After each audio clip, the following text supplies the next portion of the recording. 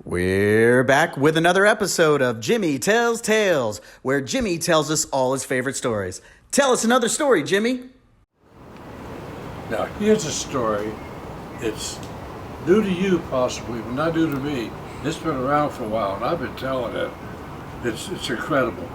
Once, while circling the Earth, one of the astronauts looked out the window as he was going over the country of Peru, and he noticed a hitherto undiscovered temple.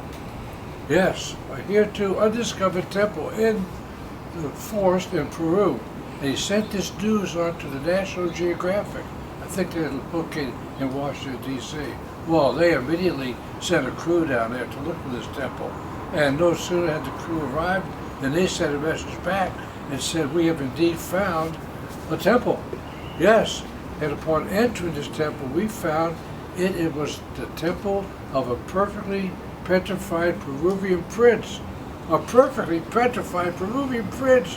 And they wrapped up this perfectly petrified Peruvian prince and they sent it back to Washington. And Washington almost immediately sent back the word, "Congratulations, you have found a perfectly petrified Peruvian prince. However, it's missing his penis. So we are sending you a Coleman lantern so you can light up all the corners inside of that temple and find it." It wasn't long before they got a little message, a little tiny package that had a little tiny brown curved thing inside of it, and the message says, "We have found the perfectly petrified penis of the perfectly petrified Peruvian prince." And it wasn't long before they got a return message that said, "Sorry, you have not found a perfectly petrified penis of the perfectly petrified Peruvian prince."